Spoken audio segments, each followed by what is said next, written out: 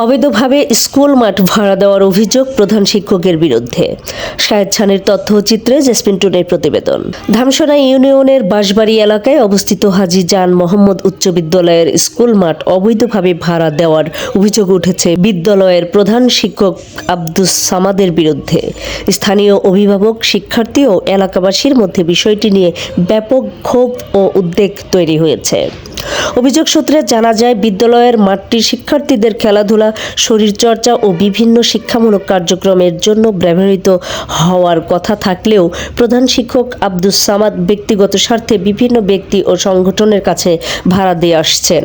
স্থানীয়দের দাবি, এসব কার্যক্রম বিদ্যালয় পরিচালনা কমিটির অনুমোদন ছাড়াই পরিচালিত হয়েছে এবং এর বিপরীতে প্রাপ্ত অর্থ বিদ্যালয়ের তহবিলে জমা না দিয়ে ব্যক্তিগতভাবে ব্যবহার করা হয়েছে। এলাকার অভিভাবকরা জানান, মাঠ ভাড়া দেওয়ার কারণে স্কুল চলাকালীন সময়েও বাইরের লোকজন প্রবেশ করছে, যা শিক্ষার্থীদের নিরাপত্তা বিঘ্নিত করছে। একাধিক শিক্ষার্থী জানায়, তারা নিয়মিত খেলাধুলা করতে পারছে না এবং বিদ্যালয়ের ক্রীড়া কার্যক্রম মারাত্মকভাবে ব্যাহত হচ্ছে।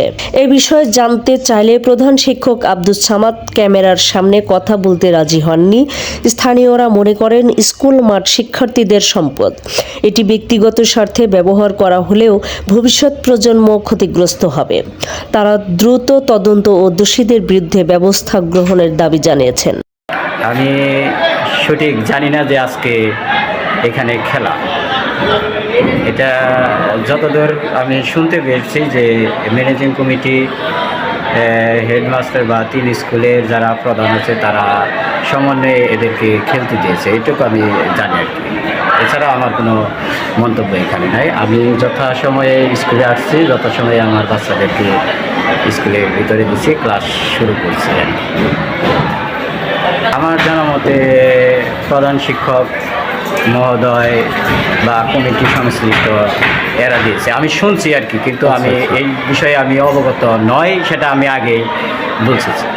এই স্কুলের প্রধান শিক্ষক আব্দুল সামাদ স্যার, উনি এই মাঠ ভাড়া দিয়ে এই ব্যবসা পরিচালনা করতেছে। উনি শিক্ষা প্রতিষ্ঠানের প্রতি কোনো আগ্রহ না দেখে উনি তার পকেটে কীভাবে টাকা আসে, ব্যাংকে কিভাবে টাকা জমাবে, তিনি 4তলা 5তলা বাড়ি করে কিভাবে, এই প্রতিষ্ঠান থেকে সে করছে।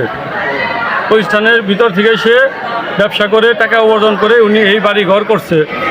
আর এখানে পরপর 3টা প্রতিষ্ঠান, primary school, high school, college. আমরা এই শিক্ষা প্রতিষ্ঠান উনি যদি থাকে তাহলে এই প্রতিষ্ঠান অচির ভবিষ্যতে নষ্ট হয়ে যাবে।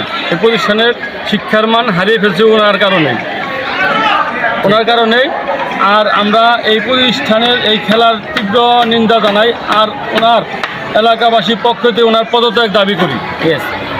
আসলে আমি এখানে সরকারি শিক্ষক পদে আছি, আমার সম্পর্ক আমার বিশ্বাস। তো এখানে তো খেলা হবে, এটা আমরা এখন আজকে দেখলাম আর কি, আসে জানতাম না এটা। এমনি তো মাস্ট পোষা করতে আমি যা মনে করছি যে ফ্রাইডে শুক্রবার করে খেলবে, কিন্তু এটা যে এইভাবে মানে টানা খেলবে স্কুল চলাকালীন সময়ে, এটা আর কি জানি না। এটা এই ব্যাপারে আর কি আমাদের হেডমাস্টার, সহকারী হেডমাস্টার স্যার আছে, এটা ভালো বলতে পারবে। আমিও এসে অবাক হয়েছি, স্কুল এসে দেখি যে খেলা। আমার আজকে ক্লাস 7 আর 6-এর খেলা ছিল, আমার পরিচালনা করার কথা ছিল। আমি ওদেরকে খেলার জন্য রেডি করছি, আমি আসছি ওদের খেলা নেওয়ার জন্য। আমি এসে দেখি এখানে ক্রিকেট খেলা হইতেছে। পরে শুনলাম সবার কাছে যে ওনারা নাকি খেলতেছে। তো এটা তো আমরা কোনোভাবেই আসলে এটা কাম্য নয় যে স্কুল চলাকালীন অবস্থায় অন্য একটা যে কেউ হোক কেন খেলবে। করতে আমাদের এই খেলার জন্য আমাদের শিক্ষার পড়াশোনা নষ্ট হয়। এই খেলাধুলার কারণে আমরা যে পড়তে পারবো না এবং মনোযোগ অন্য জায়গায় চলে যাবে।